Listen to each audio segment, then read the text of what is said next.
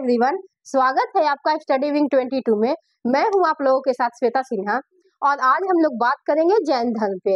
मेरी जो क्लास है वो कंटिन्यूअसली सीटेट पेपर 2 एसएसटी पे आ रही है प्रीवियस ईयर क्वेश्चन के साथ विद एक्सप्लेनेशन। पर मैं उसमें कोशिश कर रही हूँ आप लोगों के लिए कि जो टॉपिक से हर साल क्वेश्चन पूछे जा रहे हैं क्यों ना मैं उस टॉपिक को भी कवर करवाती चलूं, जो कि आप लोगों के आने वाले एग्जाम के लिए बहुत ही ज्यादा बेनिफिशियल होगा। तो उन्हीं में से एक महत्वपूर्ण टॉपिक है हमारा जैन धर्म। तो आइए जैन धर्म के बारे में बात करते हैं। जैनिज्म और बुद्धिज्म से क्वेश्चन ना सिर्फ सीटेट के एसएसटी पेपर में पूछे जाते हैं, इनफैक्ट जितने भी एग्जाम होते हैं या आप DSSS ले लो या फिर बीपीएससी टीआरई या फिर बीपीएससी टीआरई ले लो या फिर जहां भी जीके जीएस के क्वेश्चन पूछे जाते हैं वहां पे जैनिज्म बुद्धिज्म से एक दो क्वेश्चन आते ही आते हैं। तो आइए बात करते हैं जैन धर्म के बारे में। तो सबसे उत्तर वैदिक काल के बाद एक ऐसा दौर आता है जिसमें राजनीतिक, धार्मिक और सामाजिक सभी क्षेत्रों में बदलाव होता है और इन सारी चीजों के साथ साथ धर्मों में भी बदलाव होता है। धर्म में काफी सारी कुरीतियां और आडंबर आ जाते हैं। उसी समय नए नए धर्म पनपने लगते हैं जो कहीं ना कहीं एक नास्तिकता की ओर ले जाता है। वही नास्तिक धर्मों में से दो प्रमुख धर्म हमारा है, जैन धर्म और बौद्ध धर्म। नास्तिक धर्म जो है भगवान पे भरोसा नहीं करता, भगवान पे विश्वास नहीं करता, उसे जो है नास्तिक धर्म बोला जाता है। तो इन नास्तिक धर्मों में से दो प्रमुख धर्म था हमारा, जैन धर्म और बौद्ध धर्म। आज मैं बात करूंगी आप लोगों से जैन धर्म के बारे में। आइए अब देखते हैं जैन धर्म की पृष्ठभूमि क्या रही है। जैन धर्म में जो है पूरे मिलाकर 24 तीर्थंकर हुए।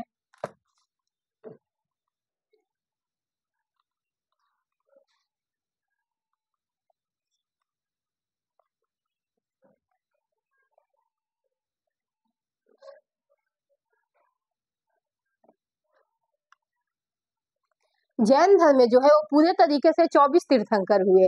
तीर्थंकर उसे बोला जाता है जो मतलब संस्थापक होता है, उस धर्म को आगे बढ़ाता है। तो जैन धर्म में कुल मिलाकर 24 तीर्थंकर हुए। इसके संस्थापक की अगर बात करें तो संस्थापक जो है वो ऋषभ देव को माना जाता है।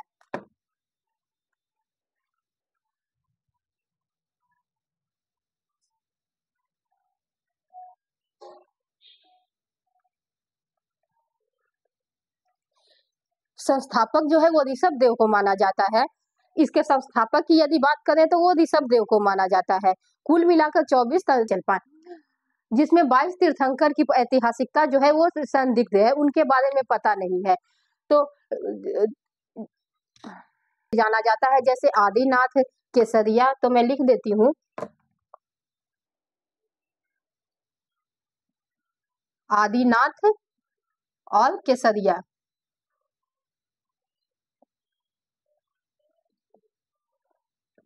ऋषभ देव के बारे में अगर ये सारी चीजों ऋषभ देव के बारे में चर्चा जो है हमारे ऋग्वेद, यजुर्वेद, ब्रह्म पुराण और विष्णु पुराण में मिलती है।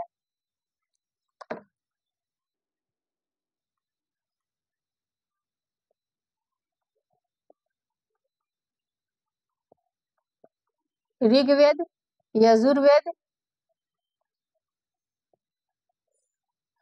ब्रह्म पुराण, विष्णु पुराण, ये सब में जो है वो ऋषभ देव के बारे में चर्चा मिलती है। हम जो वही बात करते हैं डायरेक्ट अब 22वें तीर्थंकर के बारे में, क्योंकि बीच के जो तीर्थंकर रहे हैं उनकी ऐतिहासिकता जो है वो संदिग्ध है। तो आइए बात करते हैं 22वें तीर्थंकर के बारे में, जिन्हें की अरिस्टोनेमी के नाम से जाना जाता है।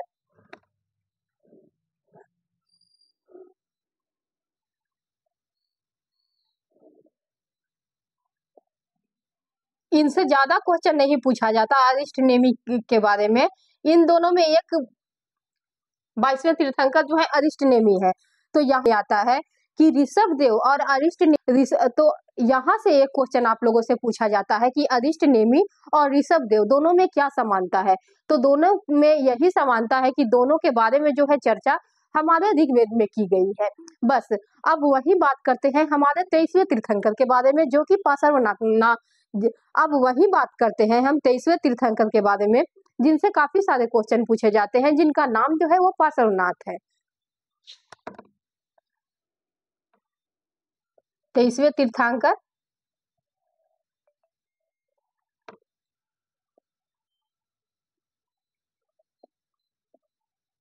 23वें तीर्थंकर जो है वो हमारे पार्श्व जो है वो पार्श्वनाथ हुए। इनका जन्म जो है काशी में हुआ था, वाराणसी में।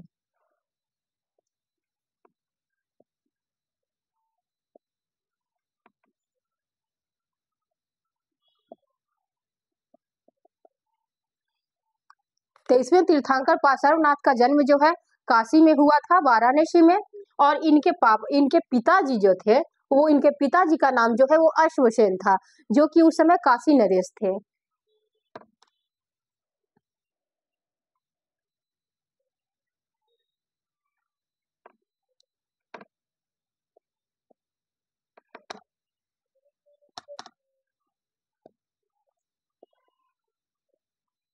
तो इसमें से जो है वो क्वेश्चन पूछा जाता है हमारे पार्श्वनाथ जी से कि वो कौन से तीर्थंकर थे। तो वो 23वें तीर्थंकर थे।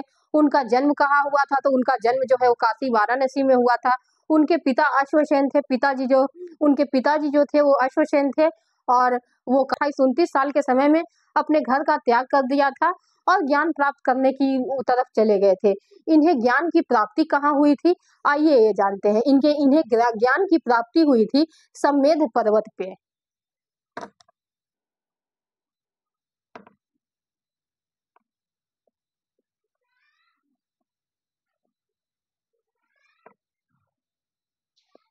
समेध पर्वत पे पार्श्वनाथ जी को ज्ञान की प्राप्ति हुई थी, और वहीं पे इन्होंने जो है वो, इन्हें ज्ञान की प्राप्ति जो है समेध पर्वत पे हुई थी। और इन्होंने 4 महत्वपूर्ण महाव्रत दिए थे। महावीर ने जो है इसमें एक महाव्रत को और जोड़ दिया। तो आइए पहले 4 महाव्रत के बारे में जानते हैं कि पार्श्वनाथ द्वारा दिए गए 4 महाव्रत कौन कौन से हैं। क्योंकि ये क्वेश्चन जो है एग्जाम में 110% आता है कि पार्श्वनाथ जी ने कौन से 4 महाव्रत दिए थे। तो आइए मैं पहले वो लिख देती हूँ।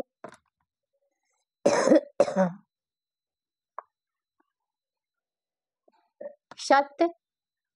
सत्य का मतलब आप लोगों को पता ही है, हमेशा सच बोलना। वही दूसरा बात है अहिंसा, किसी का हिंसा न करना। वही की अगर बात करें तो तीसरा है अस्तेय, और चौथा है परिग्रह। अस्तेय और परिग्रह, ये 4 महाव्रत जो है वो पार्श्वनाथ जी ये 4 महाव्रत जो है वो पार्श्वनाथ जी द्वारा दिए गए हैं। सत्य, अहिंसा, अस्तेय और परिग्रह। बाद में इसमें और एक महाव्रत जोड़ा गया जिसे पंचम महाव्रत के नाम से जानते हैं। बाद में महावीर जी ने इसमें ब्रह्मचर्य को ऐड किया। तो ये जो यहाँ पे मैंने लिखा है इसको आप नोट कर लीजिए। कहीं भी मतलब ये नहीं है कि चीजें बहुत ही ओवर करके आपको दी जा रही हैं। जहां से 100% चांसेस है क्वेश्चन पूछने के और पूछे जाते हैं, मैंने सिर्फ एग्जैक्ट वही चीजों को लिखा है जिससे कि आप लोगों पे भी ज्यादा बर्डन ना हो। तो ये महाव्रत से क्वेश्चन पूछे जाते हैं जो कि 4 है, सत्य, अहिंसा, अस्तेय, परिग्रह। महावीर ने जो है उसमें एक व्रत और जोड़ा, ब्रह्मचर्य। ब्रह्मचर्य जानते हैं। तो अब मैं बात करूंगी महावीर स्वामी के बारे में, जो कि हमारे 24वें तीर्थंकर हुए। आइए अब देखते हैं महावीर स्वामी जी के बारे में। महावीर स्वामी जी को जो है वो जैन धर्म का वास्तविक संस्थापक और 24वें तीर्थंकर के रूप में जाना जाता है। अगर क्वेश्चन ये पूछे कि जैन धर्म का संस्थापक कौन था, तब तो आप लोग आंसर देंगे ऋषभदेव। परंतु यदि क्वेश्चन ये पूछे कि जैन धर्म का वास्तविक संस्थापक कौन था, तब आपका आंसर महावीर स्वामी जी होना चाहिए। आइए अब जानते हैं महावीर स्वामी जी के बारे में। इससे पहले के टॉपिक में मैंने जो आप लोगों को पढ़ाया, आइए एक बार उसे रिकॉल कर लेते हैं। इससे पहले जो मैंने आप लोगों को पढ़ाया उसके बारे में, कि जैन धर्म के जो है वो प्रथम तीर्थंकर ऋषभदेव हुए। ऋषभदेव को आदिनाथ और केसरिया नाथ के भी नाम से जानते हैं। वहीं अगर 22वें तीर्थंकर की बात करें तो 22वें तीर्थंकर जो है हमारे अरिष्ट नेमि है, और अरिष्ट नेमि और ऋषभदेव दोनों के बारे में चर्चाएं आपको ऋग्वेद में मिलती हैं। वहीं 23वें तीर्थंकर की बात करें तो वो आपके पार्श्वनाथ जी हैं। पार्श्वनाथ जी का जन्म काशी में हुआ। इनके पिताजी जो है वो काशी नरेश थे। इन्होंने भी गृह का त्याग किया और समेत पर्वत पे इन्हें ज्ञान की प्राप्ति हुई। उसके बाद उन्होंने 4 व्रत दिए, जिसे कि सत्य, अहिंसा, अस्तेय और परिग्रह के नाम से जानते हैं। तो आइए अब बात करते हैं महावीर स्वामी जी के बारे में।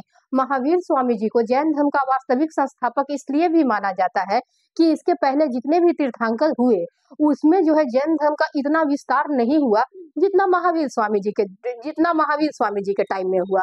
तो आइए बात करते हैं हम महावीर स्वामी जी के बारे में।